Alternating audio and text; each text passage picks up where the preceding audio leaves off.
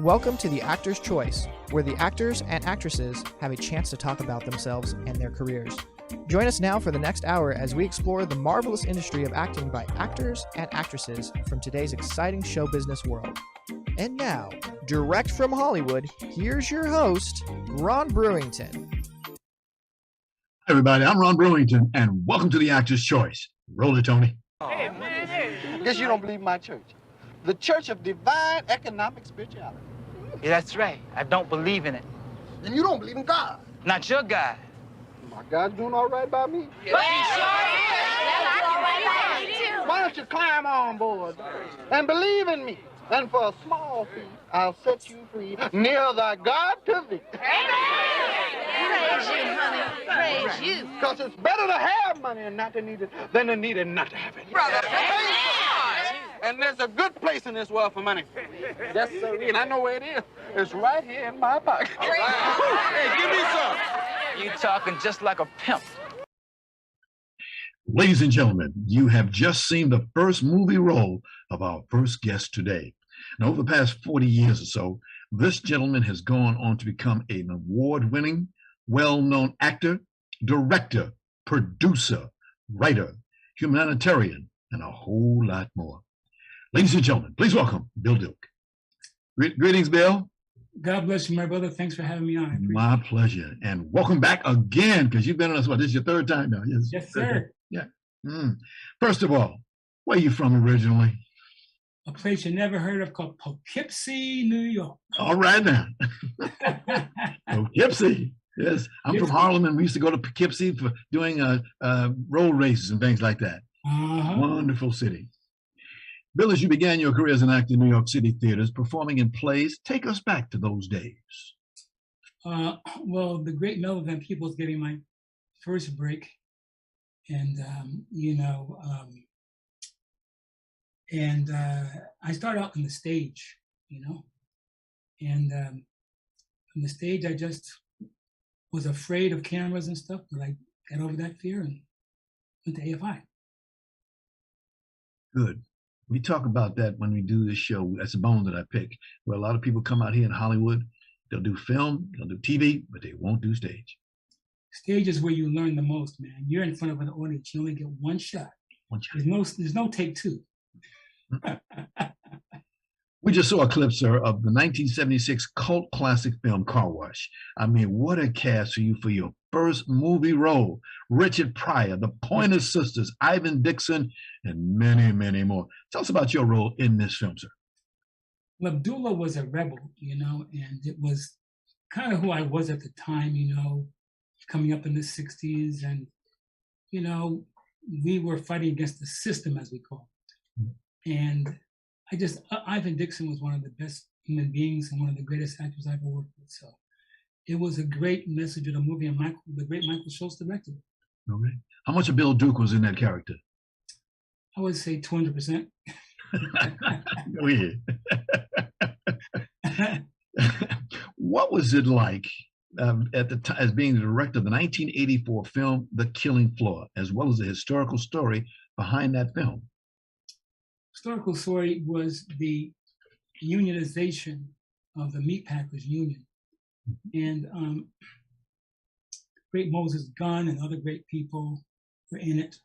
And it was about the division of the times, but bringing Black and white workers together to really stand up against what they called the system and the Packers Union. And that's why I love the movie, because it was bringing people together for one great cause. Wow. Bill, one of my favorite films that you did was called The Predator. You played Mac, also known as Sergeant Mac Elliott, and you and the alien played a cat and mouse game. Roll it, Tony.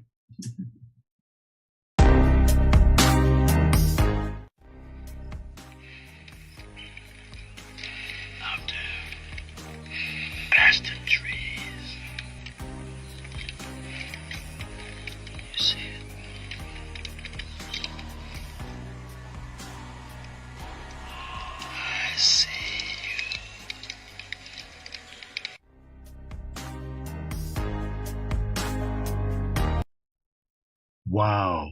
What were those words that you said at that time? What was I forget? I Can See You. I Can See You. That's right. But the problem was, Yes, indeed. the problem was he could see me too. Yes. Who was that handsome young man that was working that scene with you? Carl Weathers, Carl. the great Yes. Carl Weathers. Great actor, great director, producer, writer. Yes, yes. How was it like working with Arnold Schwarzenegger, and then there was Claude Van Damme, who played the original Predator, but was fired? Yes, that was amazing. Well, working with Arnold was a great privilege. People see him as this big, strong guy. He's one of the most humble people I've ever met. He's funny, great sense of humor, and always gave 1,000%. He set the example and standard for the team. So, and the other actors, we were in the jungle, man. I'll give you a small story. The first week we were there, the caterer put a knitting around the tent for eating. But every time we ate food, there were bugs in it. And the first 2 days, he said, take this crap back. We're not eating it. And he said, listen, I'm not putting the bugs in the food. We're in the middle of the jungle. What do you want me to do? By the third day, it was called protein. That's what it was, protein. It's all in your head. Don't think about what it is. You just eat it. If you're hungry. All right. Sir, you directed the 1991 crime drama called A Rage in Harlem, another one of my favorite Bill Duke films. At the Cannes Film Festival, you were nominated for a Palme d'Or for directing that film. Comment, sir. I loved going there. It was fun. Robin Givens and Forrest Whitaker and the great actors that were in it and did it. I just, it's like when you're working with great actors as a director, you don't really work, You give them, say, hey, this is what we think, and they go out and they just take off. Yes. That was wonderful. Wow. At that time, there was talk about your testament as an actor during a 5-minute scene that you did also in 1993 called Menace to Society. I understand there was the only scene that you were in, plus not being on the movie poster. What happened there? Well, I wasn't starring in the film, and it was one scene. But believe it or not, out of all the movies I've acted, and I've traveled around the world, okay, that one line is what everybody says to me. You don't have to. Right? I was in China. And these young kids were walking down the street, and I was walking down the street. He said, "Oh, you Bill Duke, huh?" I said, "Yes, sir." "No, you don't puck up, right?" They said, "Puck." Well, now whenever you walk the streets, you know what people will ask you. You do know that. That's exactly right, sir. In 1993, you did Sister Act 2, Back in the Habit, after Disney admired your film and the opportunity for you to work with the great Whoopi Goldberg. That was, working with Whoopi was instructive. She came with so much. She's one of those actresses that gives you more than you could possibly ever ask for.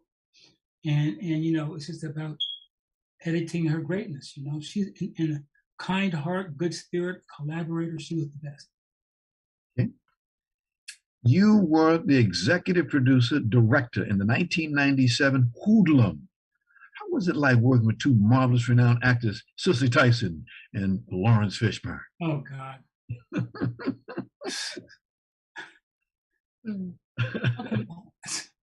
How can words express? My favorite scene one of my favorite scenes in the film was that they were going to an opera and they were attacked by these bad guys, and her security guard was killed. And the next scene is when they're sitting in her living room. He's holding her hand and she's crying, and they're playing opera. Right. It's like the chemistry between them is wonderful. And Cicely Tyson. Wow. I mean, words cannot express. So I didn't bow, but I always said yes, yes, ma'am, yes, ma'am, yes, ma'am. Doesn't hurt to say yes, ma'am. I was in the military. I'm used to that. Yes, ma'am. Don't bother me. That's right. It's like she was directing me, you know what I mean? She was the best. And Lawrence is, can I say, he's one of the best out there. Yes. What you say? He had that run Blackish. He did that did a lot for him. Kept him out there. He was working. Yes. Good thing.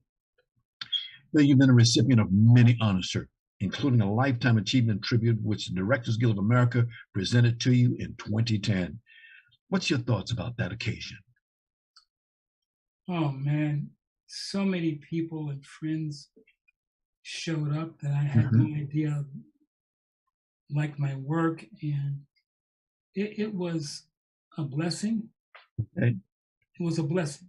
And to be recognized by the DGA, it was something that I really, really, really was humbled by and appreciate until this day.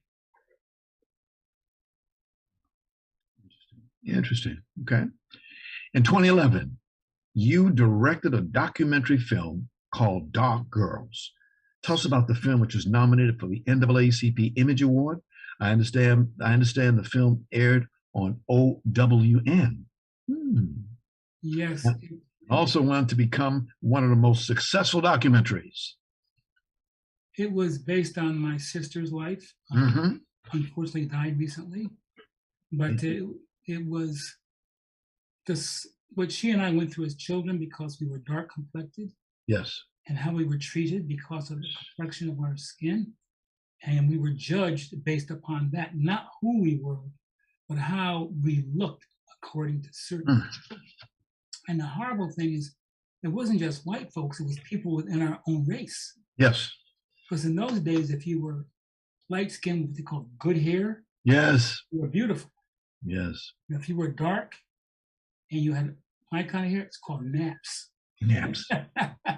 Remember naps? Yes, I remember naps. Look at me now.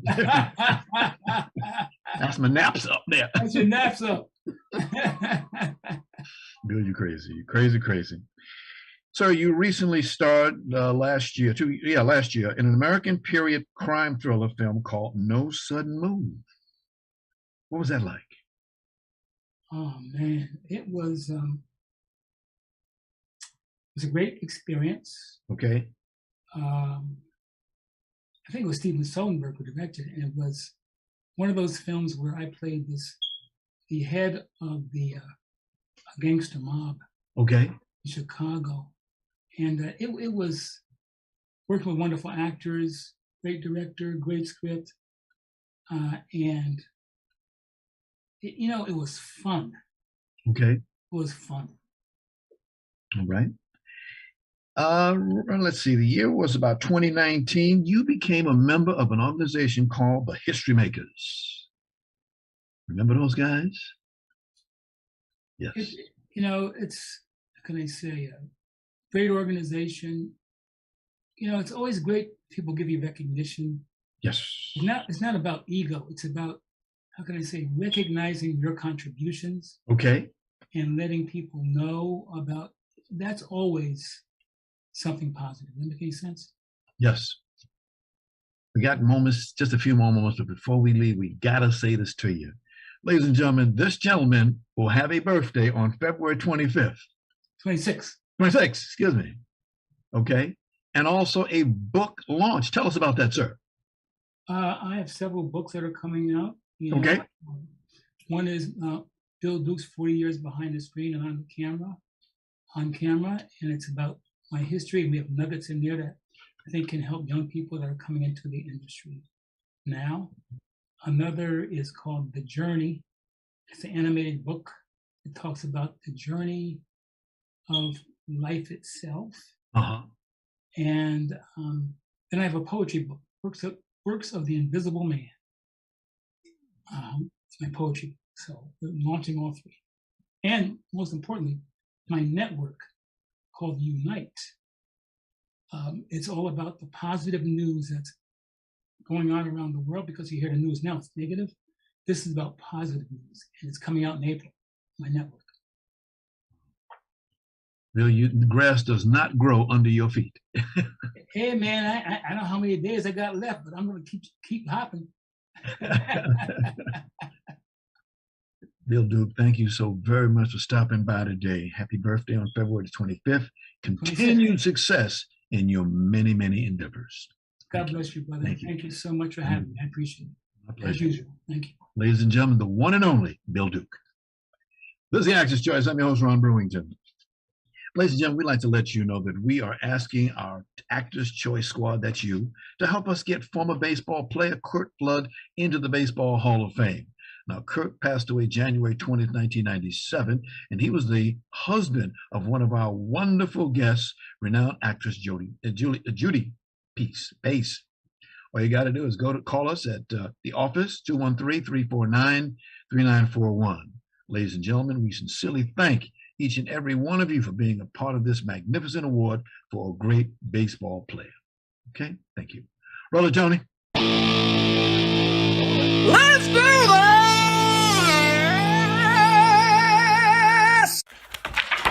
Once upon a time, in a land not far away, there once lived a little worm named Mitch, embedded deep in the bowels of a corrupt narcissist who dared to call himself a king. The little worm lived comfortably and grew fat from all the fast food stuffed down the gullet of the bloated despot. When the tyrant would fall asleep, either on his daily tanning bed or at night in his... Ladies and gentlemen, my next guest today is an actor and a performance artist, most recently seen in the Odyssey Theater in Blacktop Highway, a gothic horror screen played on one man's body. And this gentleman is known for creating larger experimental piece in performance spaces and museums. Ladies and gentlemen, please welcome John Fleck. Greetings, John, and welcome to the Actor's Choice. Oh, John Fleck. Oh, man, he's terrific. Look at you. What a wonderful voice you have. It's a blessing from God. I call it a blessing from God. Indeed. Thank you. You know, I got to say, doing my show, it really, because I use it so much, my voice gets very low, and I consider it a blessing from God as well. I'll tell you. Yes. Before we begin, I would like to ask you two questions. Uh-oh. Here we go. Question number one, where are you from? Oh, I can't remember, Ron. Oh, where am I from? I'm primarily from Cleveland, Ohio. My dad, he liked to wander a lot. So I went to 12 different schools before I graduated high school, but predominantly Northern Ohio. We lived Southern Ohio. We moved to California for 6 months. We lived in Florida for about 8 months. So we were gypsies, tramps, and thieves, always on the go. Okay. Question number two. How many IMDb actor credits do you have, sir? Well, I think you refreshed me in our conversation before. I think, is it 139? 139. Yee, I win, bingo. You know, when I read your bio, I got to let you know, I said to myself, 139 actor credits. Oh, okay. Well, that means at least 139 auditions. Well, yeah, like maybe more like 100,000, 1,200 auditions. Yes. 139 out of them, right? Oh boy. Not. Hey, I'm grateful. I'm so grateful every time I get my pension check, and and my residual checks. I am ever so thankful. Indeed. Now, the question is, how old were you when the acting bug first bit you? Well, Ron, I was a very shy kid. I tried to take an acting class when I was in college. Oh, but I was just so terrified. And anyways, I went to Europe by myself in the early 70s. My draft number in 1972 was 29. I thought, oh boy. So I went to Europe, and I'd never been out of Cleveland. I flew by myself. I remember to England. I spent almost 5 months. You could travel, on the Eurail Pass and live on $5 a day in Europe. Anyways, they never called my number. I don't know what. I guess I would have been a draft evader, but anyways, I really. It changed my life, and God, I don't even remember. Oh, when did the acting bug? So I came back to LA, and I had a girlfriend at the time who was doing in a chorus of Sweet Charity, and she said, "You want to be in the chorus." and I did, and it was kind of fun to kick your legs up high and dance, and and go to the bar afterwards and have drinks. And there was a woman, Lynn Bennett, I remember her name very well, in Lakewood, Ohio, and she said, "Well, I'm going out to Los Angeles to audition for the American Academy of Dramatic Arts." It was their first year in moving from the East Coast to the West Coast. Yes. She said, why don't you come out and do it? And I never really auditioned for anything, so I prepared some monologue, and they must have been desperate. They took me, but I was there for 2 years, and I learned basic meat and potatoes, and I guess it stuck because I kept doing it, and I kept studying and studying. Tap classes and vocal classes and improv classes and this acting workshop, and then I got into the more experimental Rachel Rosenthal workshops, and so I always tell young people, study, practice, practice, practice. All these so many young kids, well, I just want to be a TV star, that's all. But I mean, if you're a real true actor, you don't know what's going to stick, so to speak, so just try it all. So Nothing to lose. Nothing to lose. Nothing to lose. The beautiful thing about knowing you in the short time that I've met you, you are stage, you are television, you are all of it. You do it all. Well, I guess I'm an old timer. I guess yeah. It's funny. I read something in the paper today. There's a new term called dino babies. Okay. I guess I'm a dino baby. But yeah, of course, there's many people who do it all. And, the more you do, the more options you have. Right. I always feel sorry for my actor friends who are just, doing self-tapes. And that's the only way they know how to express themselves. Mm-hmm. At least I get to write and create and act and Yes. sing and dance and, in my own work, too. I'm not always just waiting for a self-tape to come along. Got you. Now, the thing that and you know what I'm talking about, doing work is that's what actors are all about, working. Right. Well, it's got keeping your chops, Yes. You get rusty if you're not working. I always take an acting workshop. I've been taking an acting workshop with this woman for almost 20 years, and it's all Zoom now, but just to keep doing it. And, and then I hear somebody else, on the Screen Actors Guild website, there's this guy, Greg Sims. I go, oh, wow, he's got an interesting approach. So, hey, even us old dino babies can still learn new tricks, Old dino baby, we love you like you are, and you're doing a great, great job. Who are some of your favorite actors? Oh, geez. Well, it's one of my password security questions. Who's your favorite actor? I put Meryl Streep. I think she's a goddess. God, I've been thinking of I just watched Goodfellas again. God, what a fabulous movie. De Niro. God, so many great actors. Of course, now my brain is dead, but those are two of them. You know these people. You worked with them. Well, I haven't worked with De Niro, but I have worked with Michael Douglas. In fact, for some reason, we were just channel surfing a couple of weeks ago, and Falling Down came on, and I had just a fabulous scene with Michael Douglas. And I just remember how generous and kind he was and fun to work with. So, yeah. They're not all a-holes. There's a lot of great Gotcha. film stars out there. In 1990, yes, you and 3 other performance artists became known as NEA 4. Want to take a brief shot at that? I love it. The NEA 4. The NEA 4, it stood for the National Endowment for the Arts. And Yes. back in '89, I was a punk rocker, and I come from the performance club scene amongst the acting thing as well. So, and I always was provocative, and I did a show called Blessed Are Little Fishes. And anyways, a friend said that I should apply for, a $5,000 National Endowment for the Arts grant to, support the production, which I did, and I ended up getting it. Surprise, surprise.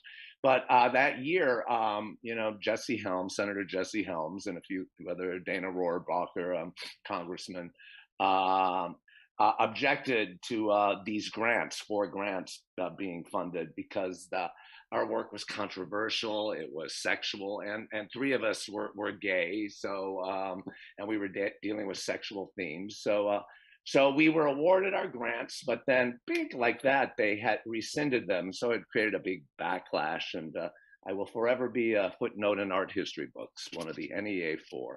But we did go to the Supreme Court. Our case went to the Supreme Court, and we won the first round. That, you know, when giving grants, you cannot. What is morality? What are moral? You know, I think Harry Truman said one man's philosophy is another man's profanity. So, you know, that was our goal, and we won. And then it went back to the Supreme Court again. And anyways, they finally, the National Endowment for the Arts eliminated our genre, which was called new media, completely. So, you know, a lot of artists got pissed at us for, why'd you ruin it for the rest of us? But it had to happen sooner or later. We were just. I could talk with you all day long. You got a great be attitude. Careful what you wish for, Ron. I can do it. Be hell for you. So. All I can say is 2 words: help, see some help. I'm coming, Beanie Boy. Remember that? No, what's that? Oh, that was a cartoon years ago. Oh, well, you're much younger than me. I don't remember. Yeah, I'm only 57, you know. Oh, you're only 50. Oh, my God, you could be my child. Okay.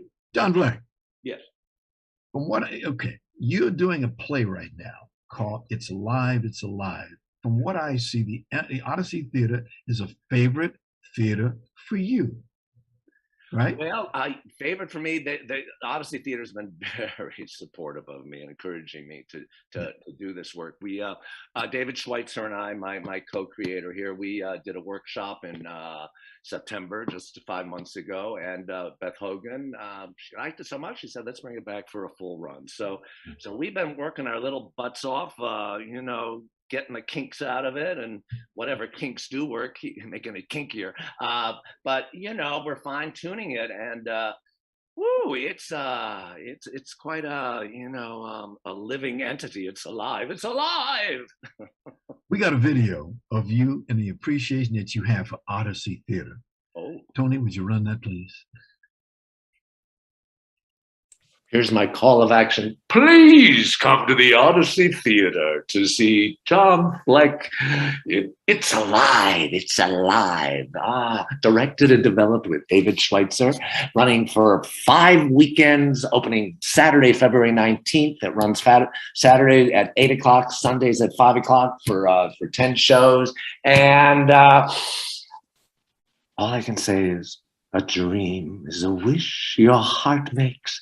And hey, come see the show, and I think you're. Okay, beautiful. I didn't hear a word of it. I know that. That's why he put the word up there. When we send you a copy of the tape, you'll hear it. Oh, okay. Yeah. Okay. But you have had a lot of fun. Tell us about It's Alive, It's Alive, please.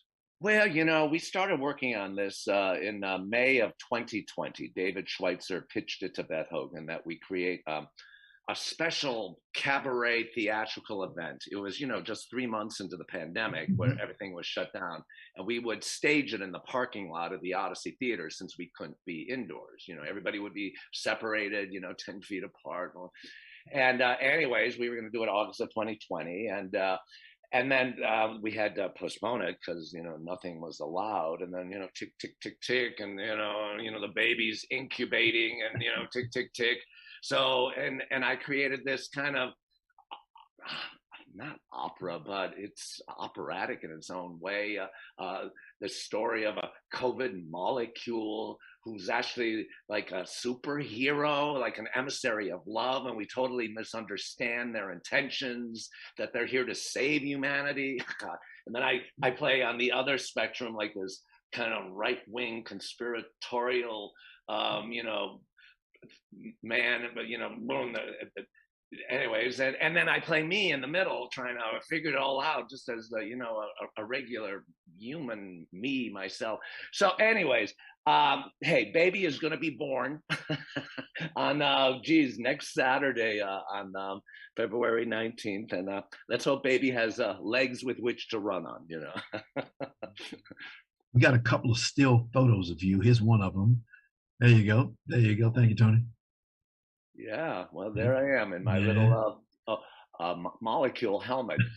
Yes, who would have thunk of that? But there's another one. Oh boy, only a mother could love that creature. Look at it. Folks, this gentleman is humble. He ain't telling you he wrote, produced, and directed this story. He didn't tell you that, did he? Well, yeah, I wrote, produced, and boy, I was up till like 4:30 in the morning. You know, I'm still writing this thing. Why do my best ideas have to come, you know, like 3:30 in the morning? Like I'll be laying in bed. I'm like a fisherman. Oh, I got one. I gotta get up and I gotta write it down. So I'll be so glad when we're just up and running and I can just sleep full 7 hours if I can. So when is it open? When is it start? Oh, it opens this Saturday, February 19th. It runs 5 weekends, Friday, Saturday at 8 p.m., Sundays at 5 p.m., February 19th through March 20th. It'd be great to get an audience there, and you won't be disappointed. Okay, because a lot of folks have never been to the Odyssey Theater. It's a marvelous place. Oh, it's an incredible place. It's you know, it's big. There's 3 theaters, you know, and I think we're in the nicest theater, which is great. And it's got a great lobby and a bar. Well, bars are always good. Right. Get them liquored up, they always have a better time. And a lovely outdoor area. So hey, it's a win-win. And hey, you know, I always say for the price of a martini at Musso and Frank's, you can get in to see. It's alive. It's alive. And I always bring a bottle of wine with me for after the show, so I'll carry the drink, okay?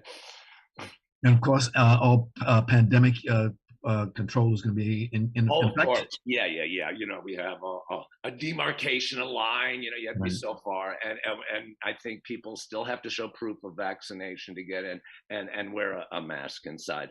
But we work with it, and I've used that whole kind of mask thing within the show, and you know, a lot of I think a very current commentary going on, and. And Fleck, we thank you very, very much for being here with us today. Good luck on this project. What do you say? Break a leg. And my best to your publicist, Lucy Pollock. Lucy Pollock. Lucia, we love her. Lucia. She's from Queens, by the way. Queens, Lucia. Ladies and gentlemen, John Fleck. Nice to meet you. Nice to take care. Thank you, Ron. It was a pleasure. This is the Actor's Choice. I'm your host, Ron Brewington. Roll it, Tony. Johnny on the track. You already know who it is, TMG. Been out here doing this here many moons now. Let's go there. I had to get it on my own since I was 13. Had a few red streams. Blessings. Had to dig deep. Had to find a warrior within me. Yeah. The bottom where I come from, so I know what the struggle like. Obstacles I've overcome.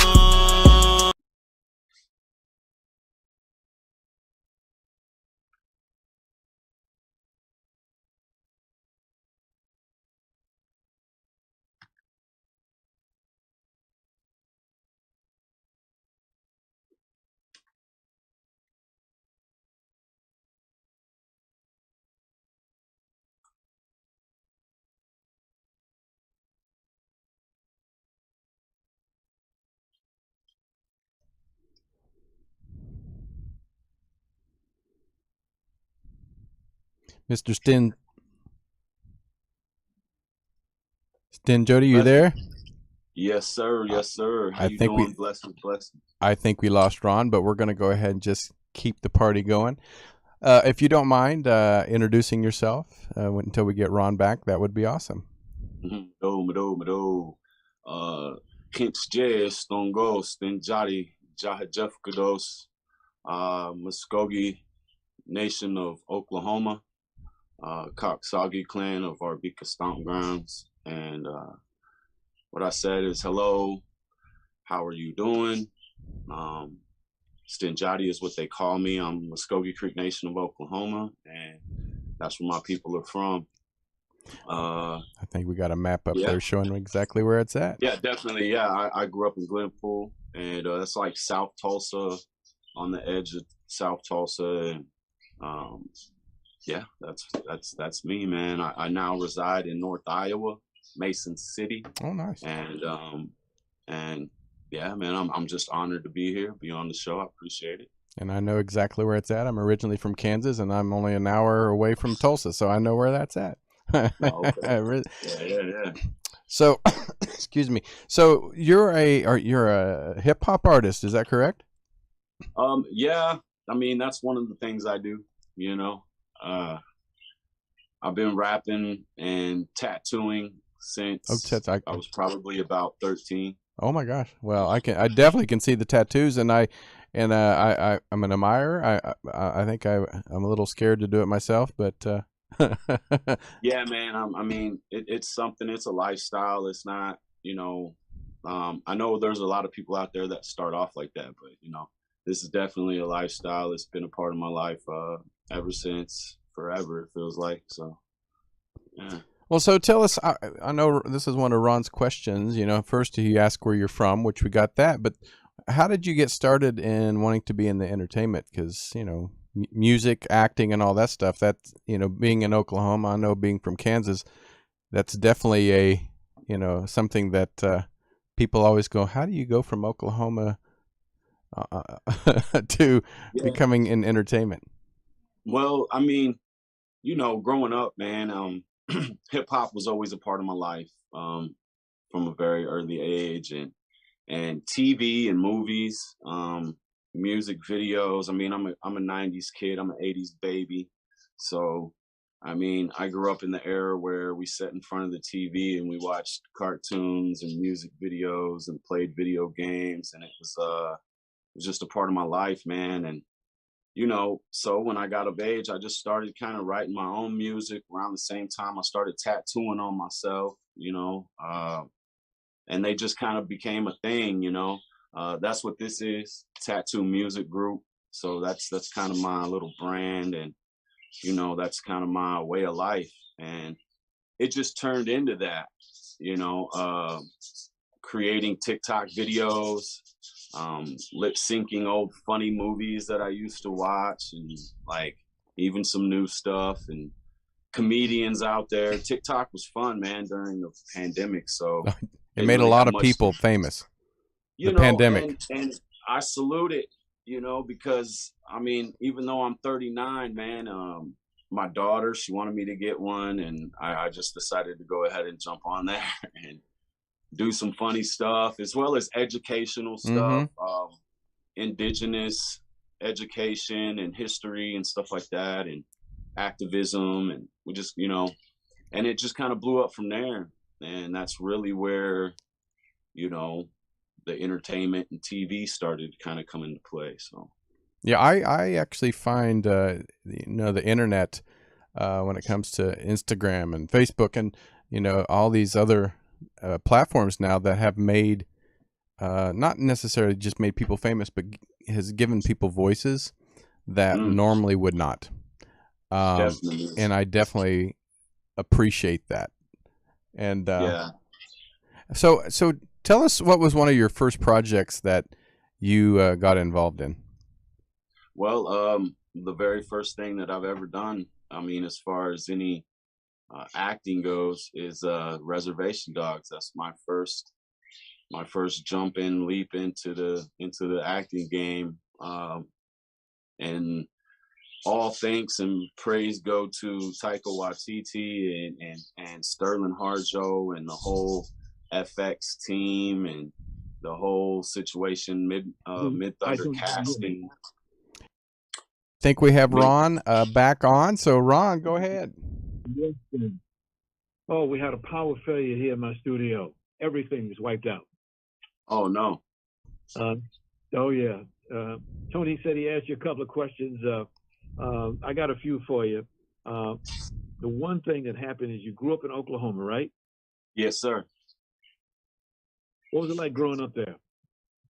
Man, it's definitely, it was a little rough, you know, coming from a situation where, you know, I had a rough childhood, family and whatnot, but you know, that's what made me better. And you know, it was a very diverse community. I mean, we grew up with Native kids and the Black community and my Mexican homies, and you know what I'm saying, my crazy white boys, and you know, it was very diverse. But like I said, growing up in the '90s, I mean, we weren't I wouldn't say we were very middle class, but you know, maybe a little under that. You know, we didn't want for much, but we still, you know, we got what we needed, and we got by, man. Mom's, you know, rest in peace, my mom's, man. She did, you know, a great job being a mother and raising two kids, you know, on her own. So,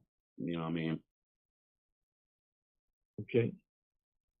You're an enrolled member of the Muskogee Creek Nation tribe of Oklahoma. For the benefit of our viewers, can you please explain what that means? It is one of the tribes of Oklahoma. We have several.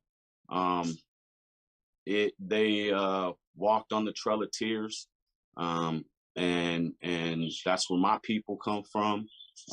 That's who I am as a human, is a Muskogee Creek Nation man, and definitely we go through a lot of these things where right now we're going through a lot of stuff in Oklahoma with reservation boundaries, and the Supreme Court ruling awarded us and pretty much recognized the original boundaries. So there's a lot of things going on down there with the brothers and sisters that are fighting that situation. So, you know, shout out to them.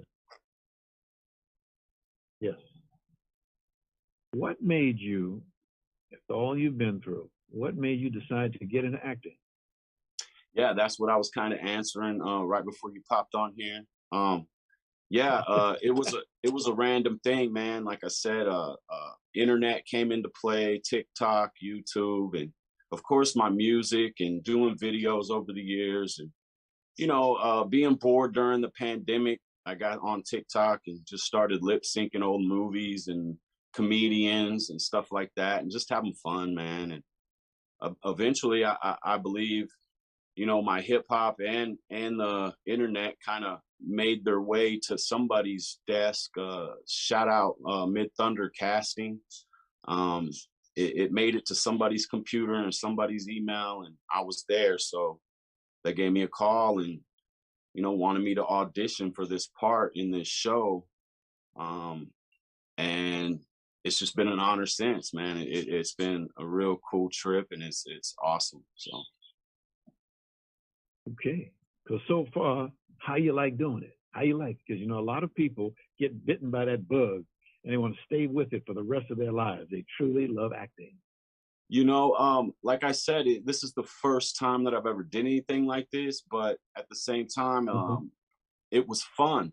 It was exciting. It was nerve-wracking. It was crazy all at the same time. And I think the organized chaos that is acting that I got to see firsthand, and for it to be the first time I ever acted at this level of production, you know, with FX and Reservation Dogs and the whole team. And it was just really cool, man. It was really dope. And, you know, I think I could see myself doing it a few more times if anyone is out there asking for, you know, somebody that's tattooed up and and likes to get it in, man. So I mean, I'm definitely up there with, you know, continuing to work that wave, man. Yeah. So. Right. We have a picture of you when you gained your acting now on the Reservation Dogs debut. This happened last year, where you now play rapper Pumpkin Lusty. Yeah. Yeah, man. It was awesome. You know, it was awesome to play that part of the father of Bear, one of the 4 teens in the show. It's about 4 teens coming up of age, getting into a little bit of trouble. There's comedy and there's sadness and there's beauty and there's craziness, and you know, and I was just glad to be a part of that. It was awesome to kind of bring that character that you know, a lot of us can relate to him, and a lot of us can relate to Bear as the kid, you know, that his dad just kind of makes those empty promises, you know, and yes, isn't really there for him 100%. And that's kind of where I grew up, in that situation where, you know, my father took off, when I was like 13, and as of late, I love my dad, and we have refixed these things, and we're growing again. But at the time, man, it really hit you. So definitely something that I brought to the table that was just a part of my life to the character, and it was awesome to play. It was an honor that Sterling and all the casting, they were 100% behind me, and even when I was doubting myself, Sterling pulled me to the side and said, "Man, you can do this, man. Don't get in your head too much, and that what's on the screen is what happened, man." Tell us, we got just a few more minutes left. Can you please tell us about hip hop in Oklahoma? Man, I mean, it's definitely a big and huge thing when I was growing up. I can't imagine what it's like now. There's a huge Black community there in Tulsa, Oklahoma, and the surrounding areas, Okmulgee. We have a lot of Black indigenous people in them communities. My family, my friends, definitely hip hop was just ingrained. I mean, I grew up wanting the gold teeth, man, and I grew up, because we didn't really have indigenous representation, like we are in today's media, and that's where we kind of became this situation where we're giving that to the kids and the youth now. Right. And I didn't have that. So what was the closest thing that I could relate to was the hip hop stories, the lyrics, the stories of the struggle, not necessarily any of the super drug stuff or anything, but just those struggling songs, where, I seen myself in that situation, and that's what I was going through as a youngster. So, man, it was a huge thing for me. Stan, did you see the Super Bowl game last night? Yes, I did, man. Shout out to the Rams. Congratulations. I'm not privy to one team in particular, but it's good to see either one of those teams get to where they got to. And the Rams, man, hats off to them. They did their thing, man, and they brought the win, and that halftime show was amazing. Yes. You got a lot of youngsters out here that are like, "Oh, well, there was some old people up there doing old things." I said, but you got to understand, how long it took, for hip hop to make it to that stature and them to be on that Super Bowl platform, and not just a side entertainment part of it, but the full thing was hip hop. That's what it was. And for somebody, I'm 39 and I grew up during hip hop, and every one of those guys are like legends on the screen. And I was just amazed, and I'm still kind of amazed. And, it was very exciting to see that happen for hip hop, the culture, the Black community, the indigenous community, the Mexican, man. It was just, it's just across the board, man, it's just awesome to see. I'm sorry, man. I get That's caught okay. up. Hey, just feel the spirit. Nothing wrong with that. Hey, a good show. It's a good show. I mean, Snoop, Dr. Dre. I mean, everybody was there. I really enjoyed it. Really, really enjoyed it. We got just a few more minutes. Stan, your music has reached all corners of the globe. That says a lot. Yeah, man. It's kind of crazy. I started off in a garage on a karaoke machine with tape cassettes. And to now know that, my music is in Africa and Australia and Switzerland and Canada and Mexico and all over the reses and Indian country here in America. And it's just amazing, man, that it's finally coming. My words are finally going to be heard, and that's kind of, shout out again to like Sterling Harjo and Tyka to give us this space where indigenous people can have a voice, and that we can tell our stories from our perspectives, and just raise the respect, and raise it up high, and start to give these indigenous youths hope and energy and all the positive things that we can give them by giving these platforms and to see themselves, you know, what is it, succeeding, man. Right. You know, it's awesome. You know what I mean? You got a great attitude, sir. A great attitude. Where can people hear your music or book a tattoo appointment? I do have tattoomusic.com. That's TATTOOMUZIK.com. Also, you can find me on Facebook. You can find me on Instagram. You can find me on Twitter. You can find me on TikTok. I'm all over all major music platforms. You just got to type my name in the search bar, and I have music, you know, and also Sten Joddi at gmail.com if you're, you know, if you just want to get a hold of me. And that goes for tattoos, that goes for music, that goes for acting, that goes for anything. I don't have an agent. I'm new at this, so you know, it's me. You'll be talking to me. So you know, yeah, that's pretty much it. It's a blessing to even be on this show. I appreciate it, man, to giving me this little space to use my voice, man. It's appreciated 100%. We'd like to have you come back again next time. We hope we don't have a power failure. That's the first time we've ever had a power failure right in the middle of the show. It's the first time. Wow. Oh yeah, man. You know, they try to get us, man. You know, they know we're about to talk about some real stuff. So Stan, well, thank you so much for being our guest. We have to bring you a lot more to say, sir. Continued success in what you've done and what you're doing. That's all we can say. Thank you. Blessings. Good care. Blessings. I want to thank our sponsors, Harvey Brandman Photography is an Art, Ron Irwin's Lose Life, The Way to Lose Weight, Larry Buford's Book to the Future, Time Travel, Message in a Capsule, State Farm agent Carla Green, and veteran actor Rob Brownstein's Acting Training School and Actors Space. And much thanks to our guest today, actor, director, producer, Bill Duke, actor and performance artist, John Fleck, and actor and most prolific native hip-hop artist, Sten Joddi. And of course, special thanks to our ever-growing audience, and thank that engineer, Tony. He caught me, he saved me today. Thank you, Tony. Thank you very much. Be well, and we'll see you the next time.